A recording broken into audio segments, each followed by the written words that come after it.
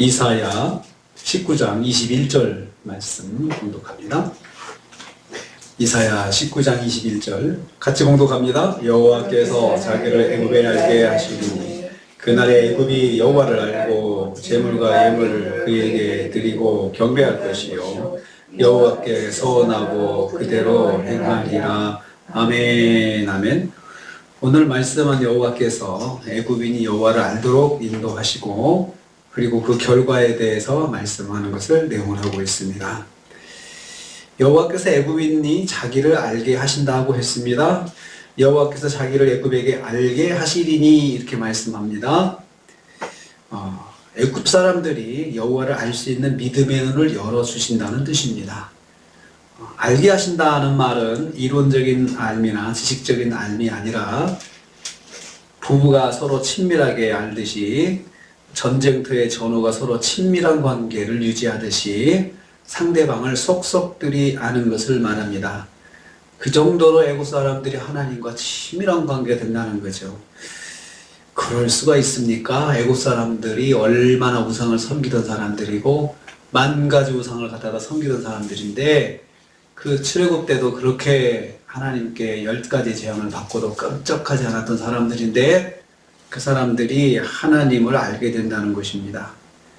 장차 여호와를 섬길 애국 사람들은 여호와의 구원의 은혜를 체험함으로써 여호와를 깊이 알게 될 것입니다. 그들이 구원의 은혜를 체험한다 그랬습니다. 여호와께서 그들의 눈을 열어서 여호와를 알 수 있게 인도해 주실 것입니다. 여호와를 아는 지식은 여호와의 백성이 갖춰야 할 가장 근본적인 지식이고 반석이고 토대입니다. 그런데 하나님께서 눈을 열어주신다고 했습니다. 믿음은 내가 노력해서 얻는 것이 아니고 일단 내가 노력도 하지만 하나님께서 눈을 열어주셔야 됩니다. 하나님의 백성은 당연히 하나님 아는 지식이 충만한 사람들인데 하나님께서 눈을 열어주실 때 그 눈이 열려서 하나님을 만날 수가 있고 볼 수 있고 알 수가 있습니다. 두 번째로 애굽 사람들은 여호와께 예물을 드리고 경배한다라고 했습니다. 여호와를 알게 된 애굽 사람들의 반응입니다. 먼저 여호와께 제물과 예물을 드린다 했습니다. 제물은 헌신된 마음으로 여호와께 감사 예배를 드리는 것을 말하고요. 예물은 감사하는 마음으로 하나님께 감사의 표시를 하는 것을 말합니다. 그러니까 예배 드리고 입에는 감사를 달고 산다는 거죠. 항상 감사합니다 하나님, 감사합니다, 감사합니다 이렇게 하고 산다는 것입니다. 하나님을 아는 지식이 열린 애국 사람들이 먼저 하나님께 예배하는 사람이 되었습니다. 예배는 하나님을 아는 성도가 제일 먼저 보이는 하나님에 대한 경외심입니다.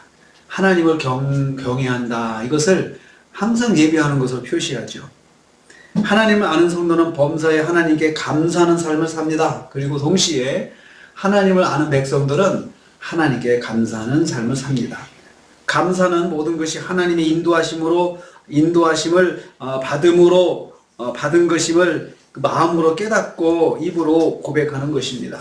그래서 경외심을 가진 성도가 하나님께 예배하면서 감사의 예물을 드리고 하나님께 감사하는 마음을 항상 마음으로 가지고 입으로는 표시하고 주님 은혜 감사합니다, 주님 은혜 감사합니다 이렇게 산다는 거죠. 애굽 사람이 변해서 그렇게 하나님을 예배하고 감사하는 사람이 된다는 것입니다.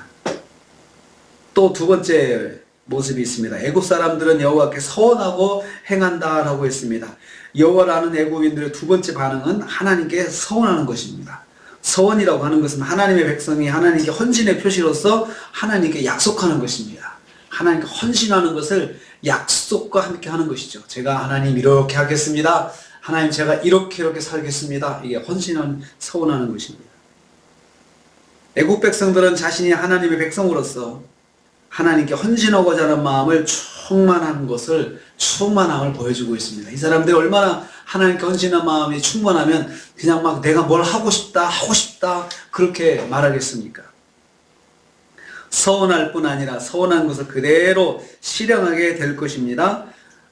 애국 사람들은 하나님께 드린 서원을 성실하게 지켜 행할 것을 말씀하고 있습니다. 하나님께 올린 약속을 반드시 지키는 것이 더 중요합니다. 그런데 애국 사람들은 하나님께 서원했을 뿐만 아니고 서원을 그대로 지켜서 행하는 성실함을 보여주었습니다. 애굽이 변해서 신실한 하나님의 백성이 된다는 것을 여기서 다시 말씀하고 있습니다. 하나님께서 그날에 하나님의 때에 하나님의 심판의 날이 오면은 그렇게 변화되는 역사들, 말세가 그렇게 사는 거죠. 말세 복음의 역사들이 충만한데 하나님을 믿지 않던 그 이방 사람들이 하나님의 백성이 되고 하나님께 예비하는 자가 되고 하나님께 감사하는 자가 되고 하나님께 소원하는 자가 되고 아주 적극적으로 헌신하는 자가 된다는 것입니다.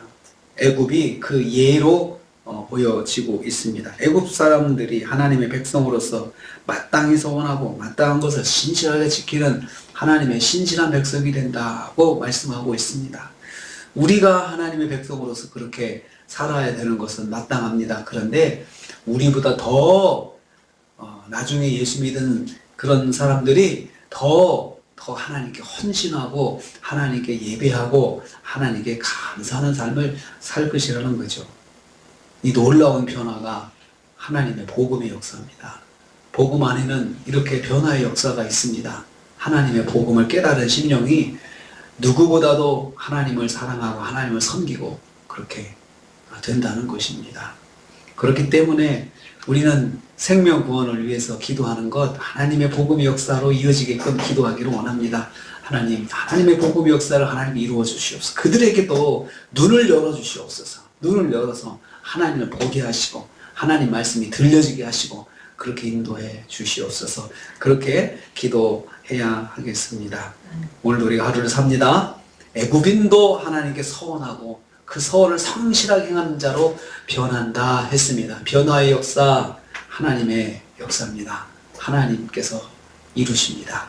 그러므로 그 변화를 위해서 또 오늘 하루도 생명구원을 위해서 기도하는 그 영혼이 있다면 그 영혼을 위해서 하나님께서 열어주시도록 기도하시면서 또 헌신하시는 저와 여러분 되시기를 주님의 이름으로 축복합니다. 박선화 권사님 정찰나 이름으로 감사함을 드렸습니다. 기도하겠습니다. 아버지 하나님, 애굽이 변해서 하나님의 백성이 되고 하나님의 백성으로서 하나님을 예배하고 하나님께 감사하고 하나님께 서원하는 자들이 된다고 말씀하셨습니다.